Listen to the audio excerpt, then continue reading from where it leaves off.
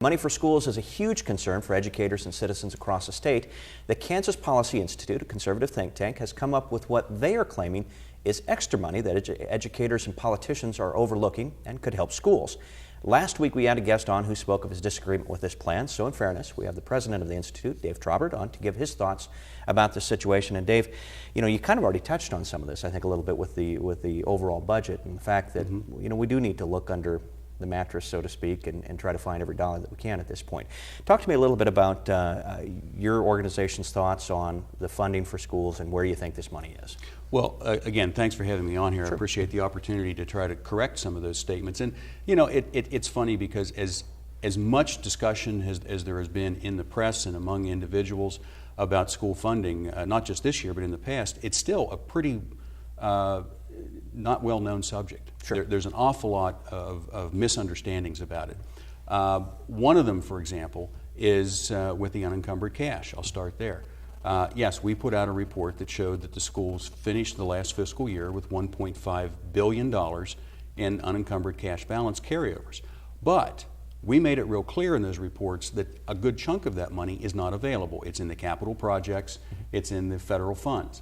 What we focused on is that operating balance, those operating funds, state and local operating funds. That you see in the graphic right there. Yes, $699 million. That's contingency funds, special reserve, special education, food service.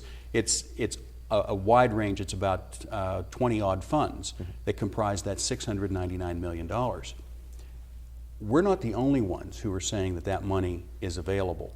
Dale Dennis, I was at the State Board of Education meeting last week where Dale Dennis, the Deputy Commissioner of Education, told board members, here's how schools can access that $699 million. Money flows in to the general or the supplemental general fund, and then it's dispersed from those funds to all the other funds. So he said, for example, and I'll just paraphrase, for example, let's say in food service, a district has $10 million in the fund. They think they're going to need to spend $15 million in the coming year.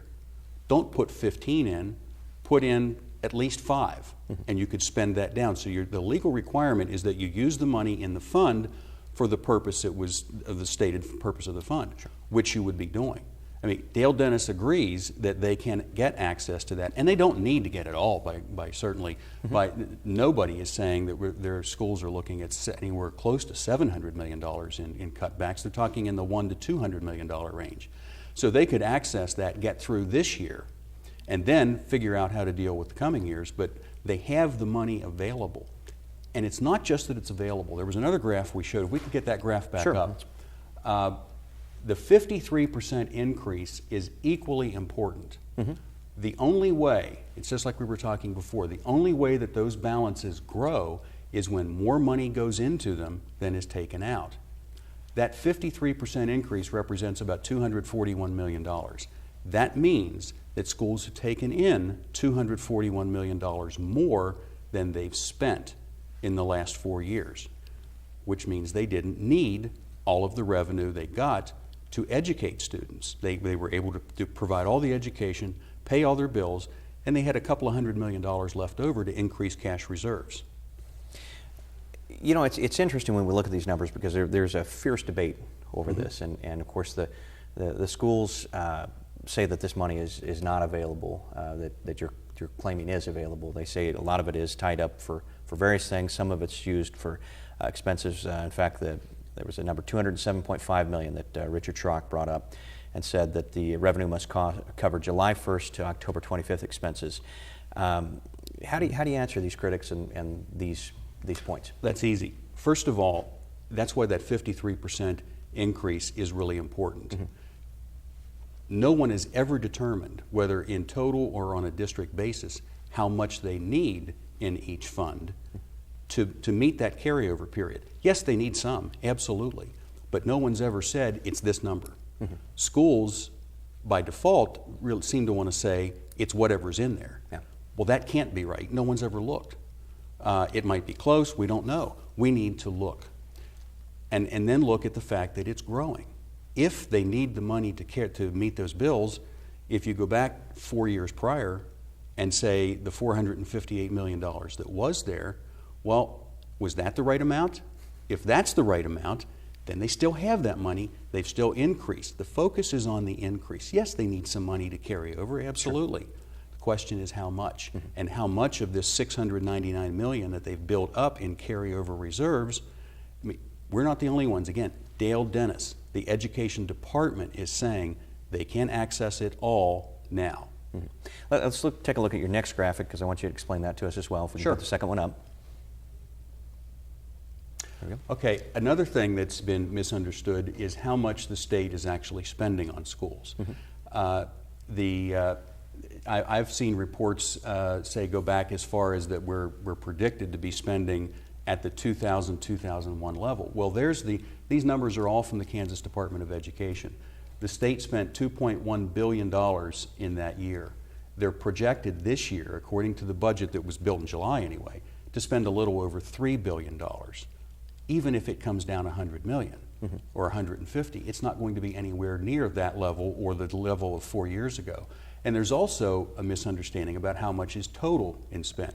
Schools don't just get what it comes from state. They get, the other column is federal money and local property tax. Well, that money, in total, schools will have $5.6 million this year, give or take a little. But the per-pupil spending is a little different than that. Per-pupil spending is a little bit different, and we have a graph on that as well. Here's the per-pupil spending.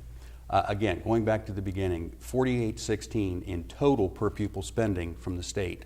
The base state aid per pupil is a number that a lot of people focus on. That's only the starting point for a very complicated formula. This year, it's expected to be at $6,701.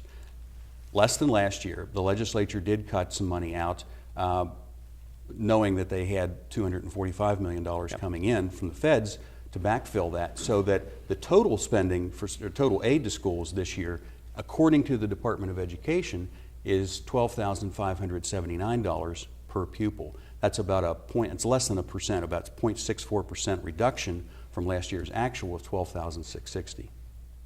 Your numbers are significantly different than some of them that I've seen from some of the editorials as far as per pupil spending, that sort of thing. What's the difference there? I think the difference there is, these are Department of Education figures.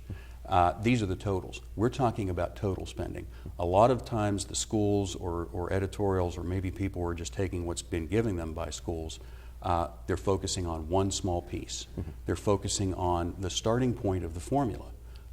That's the relationship of that starting point and total funding has changed over the years. I mean, no one has said, by the way, that our numbers are wrong. Our numbers are not our numbers. They're the Department of Education numbers. We've got about a minute and a half left. Let's get to that final graphic and explain that one, please. Okay.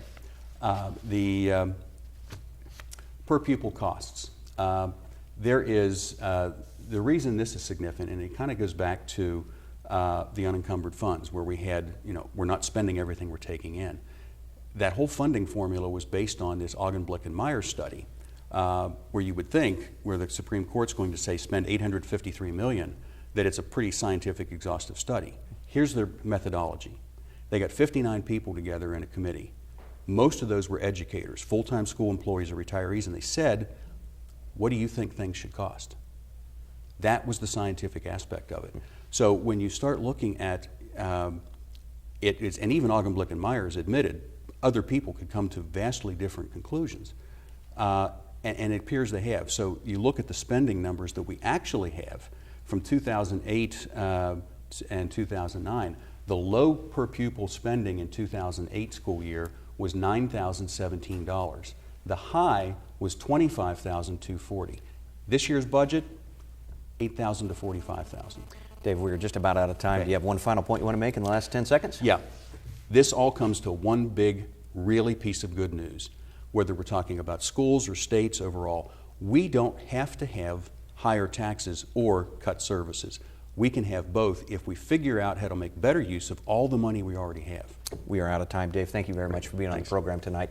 We appreciate you watching, and if you have any questions or comments, please email me at kansasweek@kpts.org. Thanks for watching. Have a great weekend.